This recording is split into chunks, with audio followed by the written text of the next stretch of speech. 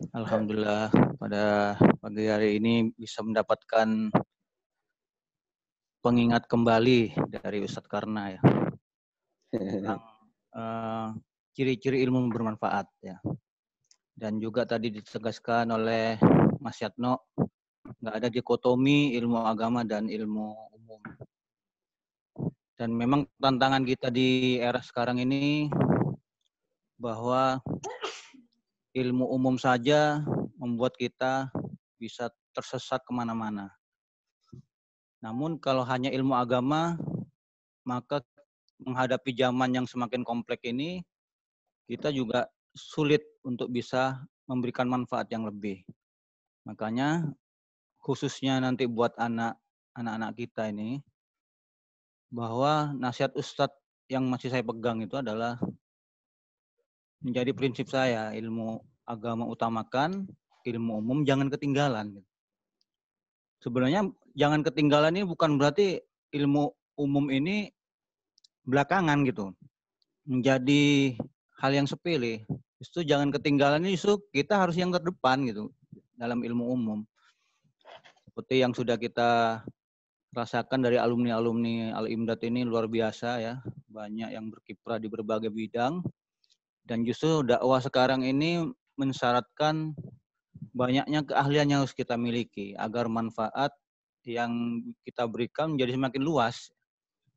Kalaulah hanya mengandalkan ilmu agama saja, maka menjawab tantangan zaman tentang ilmu IT, pertanian, wirausaha dan sebagainya, mungkin kita tergilas oleh orang-orang yang selama ini merusak agama, atau kita bilang adalah musuh-musuh Islam yang mereka sangat unggul dari sisi-sisi ilmu pengetahuan dan teknologi. Makanya kalau lihat kita kejayaan masa-masa emas keislaman di dunia ini, bahwa penguasaan teknologi itu adalah mereka unggul dibandingkan bangsa-bangsa yang lain gitu kan. Zaman-zaman keemasan khilafah Islamiyah maupun khulafah Rasyidin dan sebagainya, itu juga ditandai oleh kemajuan ilmu pengetahuan dan teknologi dengan banyaknya penerbitan buku-buku, penerbitan terciptanya teknologi, kedokteran dan sebagainya, teknik. Nah, harapannya nanti era keemasan kaum muslimin ini juga ditandai oleh lahirnya ilmuwan-ilmuwan dan sebagainya. Mudah-mudahan sekarang yang sangat dibutuhkan oleh umat manusia adalah penyembuhan terhadap penyakit virus corona ini. Siapa tahu yang menemukan ini adalah ilmuwan muslim, sehingga menambahlah kemanfaatan ilmu-ilmu agama, khususnya dinul Islam ini terhadap peradaban manusia gitu kan. Nah, pengalaman saya bahwa ilmu yang sudah diperoleh di pesantren ini luar biasa bermanfaat. Apalagi saya ini juga punya tugas mengajar ya, seperti Mang Soleh dan yang lain. Jadi setiap isi-isi kitab dan sebagainya yang bisa saya kutip itu selalu menjadi bahan saya ngajar, baik di awal maupun di akhir.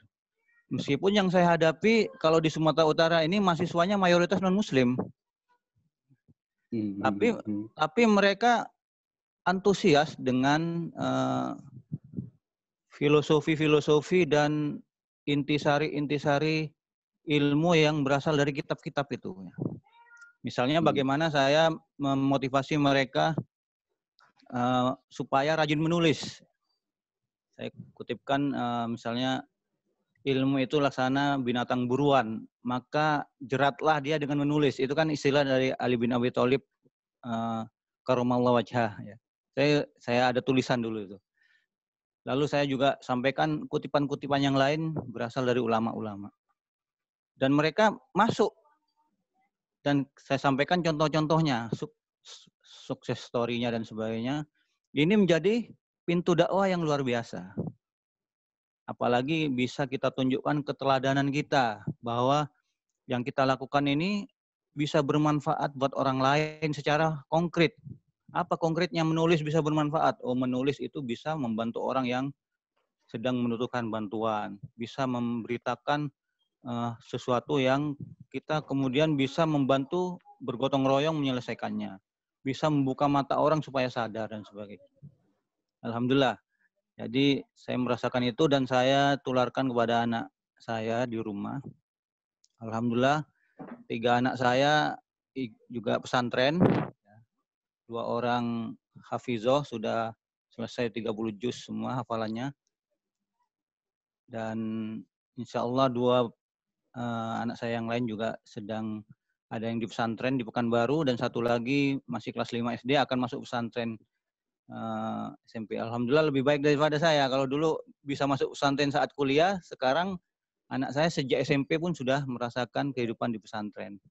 Dan ini kalau saya tidak pernah merasakan pesantren, sulit rasanya memberikan contoh motivasi kepada anak-anak saya, mengajak mereka untuk mengenal ilmu agama sejak dini.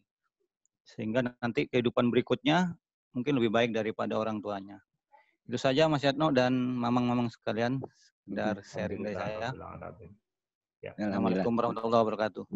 Waalaikumsalam warahmatullahi wabarakatuh. Mungkin Mang Aib sudah menghidupkan mikrofon. Baik, saya menambahkan. Saya pernah mendengar di pengajian ayah saya gitu ya. Tapi belum menemukan di kitabnya. Ilmun nafi huwa ilmun yusiluka ilallah. Ilmu yang bermanfaat itu adalah ilmu yang bisa menyampaikanmu kepada Allah atau yang bisa menyebabkan kita sadar kepada Allah. Jadi pada intinya agar ilmu itu bermanfaat, ilmu itu harus bisa menyampaikan kita menjadi sadar kepada Allah Subhanahu wa taala. Baik itu ilmu agama, ilmu umum, matematika, statistik, ekonomi, ya, perdagangan dan sebagainya. Seperti tadi yang disampaikan oleh Mang Rijal, itu dengan ilmu pertaniannya bisa menyadarkan kepada Allah. Itu salah satu ciri ilmu yang bermanfaat. Nah, untuk bisa sadar kepada Allah ini tentunya ya harus dibarengi dengan ilmu agama gitu. Jadi jangan hanya ilmu umum saja yang dipelajari, tetapi juga dipelajari ilmu agama sehingga dengan ilmu umum itu bisa lebih mudah menyebabkan kita sadar kepada Allah Subhanahu wa taala. Ini pada tataran aplikasi ya.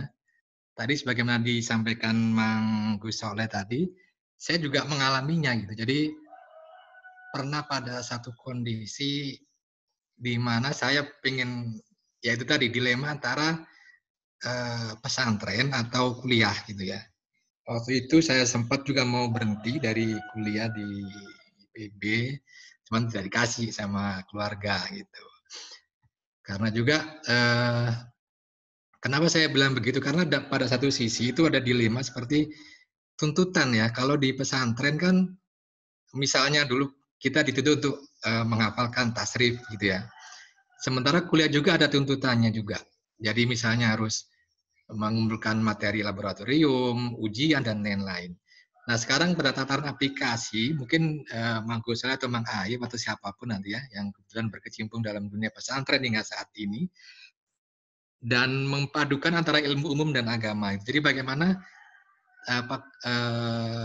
resepnya gitu ya supaya belajar ilmu itu suatu aktivitas yang menyenangkan, bukan suatu yang membebani. Artinya tidak ada nanti timbul konflik batin misalnya mau pilih mana ini gitu. Jadi apapun yang dipelajari itu menjadi sesuatu yang menyenangkan gitu ya. Bukan jadi malah kita jadi stres gitu ya. Jadi kalau kita belajar ilmu malah jadi stres, kelihatannya malah nggak dapat.